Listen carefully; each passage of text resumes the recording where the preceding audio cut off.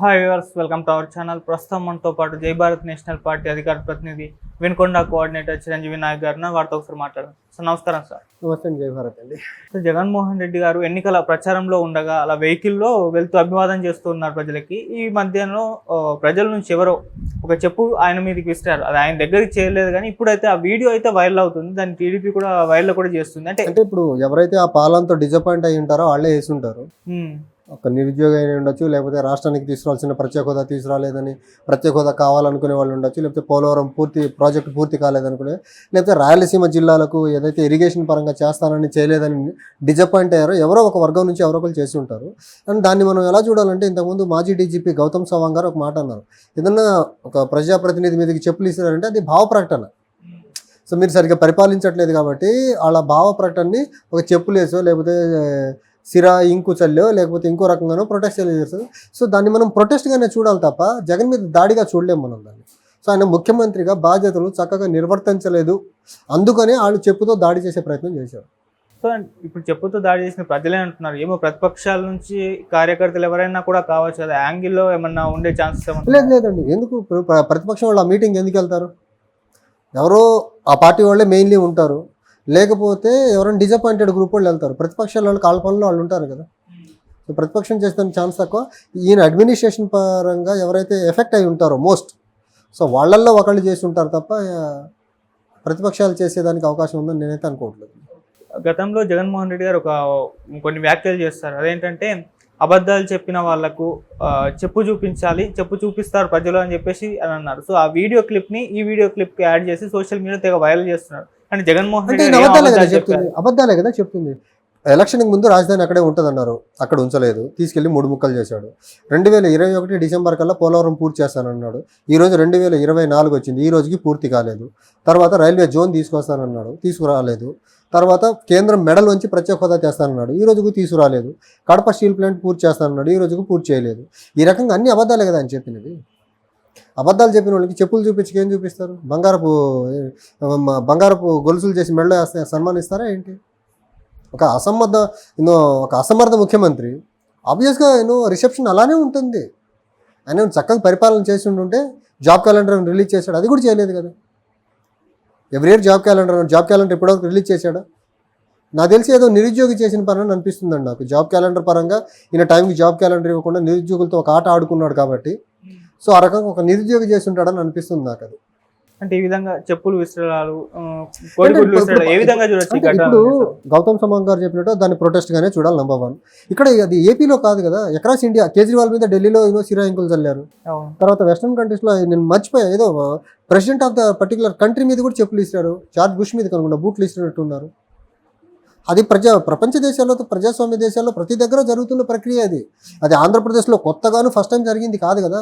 ప్రపంచ దేశాల్లో డిసెంట్ ఎవరికైతే ఎక్కువ ఉంటుందో వాళ్ళ యాంగర్ని తెలియపరుస్తున్నారు. అది దాడిగా చూడొద్దు మనం దాన్ని. సో వాళ్ళ యాంగర్ని, వాళ్ళ ప్రొటెస్ట్ని ఆ రూపంలో తెలియజేస్తున్నారు. అంటే ఒక్కరు విసిరితే ప్రొటెస్ట్ అనుకోవచ్చా? అంతే కదా. మోస్ట్ ఎఫెక్టెడ్ పర్సన్స్ ఉంటారండి పాలసీల వల్ల. సో వాళ్ళ యాంగర్ని ఎలా తెలియజేస్తారు చెప్పండి? డైరెక్ట్గా కలవలేరు, సెక్యూరిటీని దాటి వెళ్ళలేరు, అపాయింట్మెంట్ అడిగితే ఇవ్వరు, మరి ఏం చేస్తారు? ఏదో అకేషన్ వాడుకుంటారు కదా. సిగ్గుతో రాజీనామా చేయాలి చెప్పులు ఇస్త్రీన తర్వాత.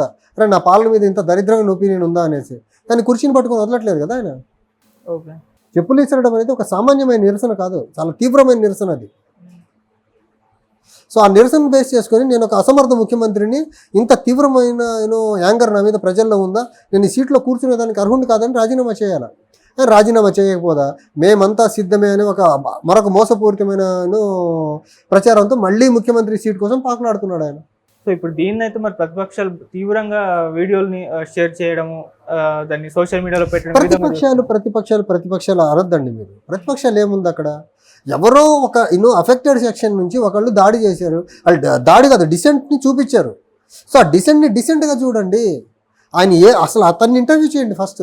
మీరు ఏ విషయంలో ఎందుకు ఇలా చేయాల్సి వచ్చింది, ఆ ఇష్యూ ఏంటో తెలుస్తుంది, ఆ ఇష్యూ గ్రావిటీ ఏంటో తెలుసుకొని బాహ్య ప్రపంచానికి తెలియజేసే ప్రయత్నం చేయండి మీలాంటి మీడియా వాళ్ళు.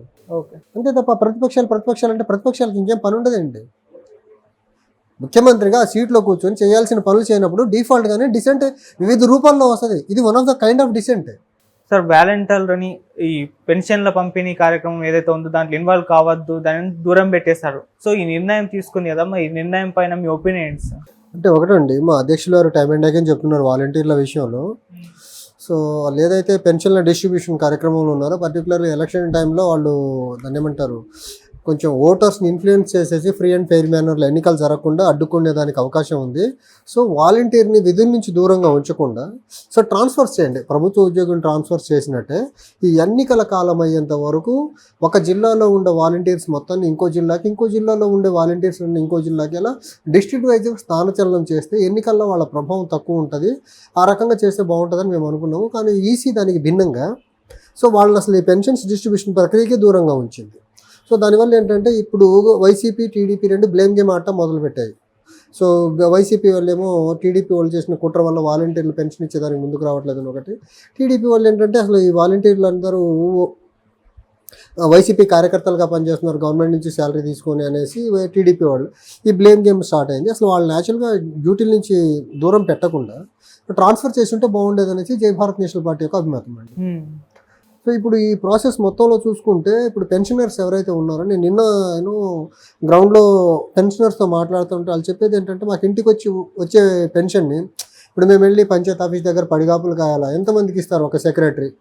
సో పొద్దున్నే నిద్ర లేచే టైం మా పెన్షన్ మా చేతిలో ఉండేది, ఇప్పుడు అలా లేదనేసి ఒక రకమైన ఒక నెగిటివ్ ఫీలింగ్లో ఉన్నారు వాళ్ళు.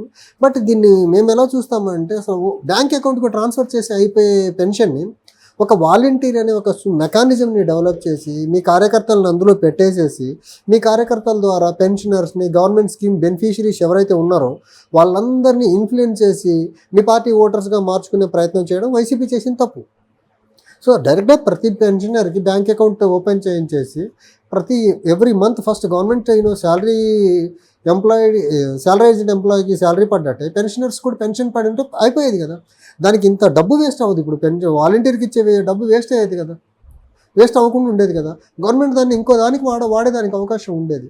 అలా చేయకుండా ఒక దాన్ని ఏమంటారు, ఒక ఎక్స్ట్రా పార్టీ మెకానిజంని ఇలా ఇలా డెవలప్ చేసి దాన్ని గవర్నమెంట్ ఎక్స్చెకర్ నుంచి డబ్బుల్ని వాళ్ళు శాలరీగా ఇచ్చి ఇలా వాడుకోవడం అనేది వైసీపీ దిగజారుడు రాజకీయానికి నిదర్శనం.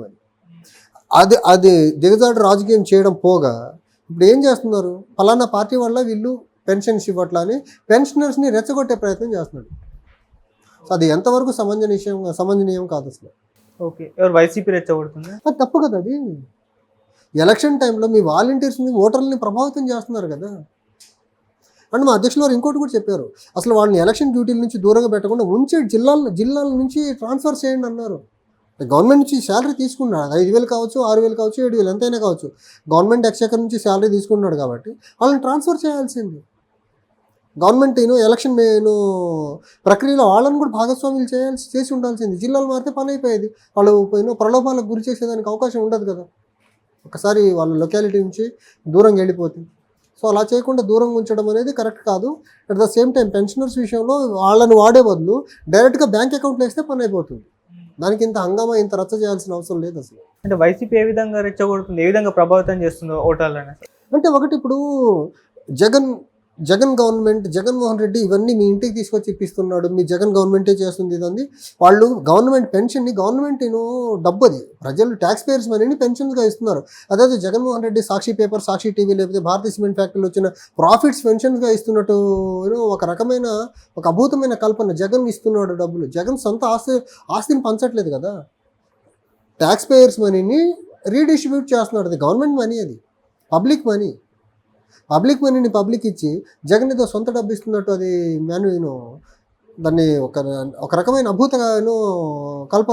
అద్భుత కల్పనలతో కూడుకున్న ప్రచారం చేస్తున్నాడు కదా. ఇప్పుడు వీళ్ళని మార్చేసరికి వాలంటీర్ వ్యవస్థ లేకపోతే పెన్షన్ డిస్ట్రిబ్యూషన్ ఆగిపోతుంది అన్నంత ఇంకో కుట్ర చేస్తున్నారు. ఏముంది, అకౌంట్లో వేసేయండి. Okay, thank you so much. Thank you అండి.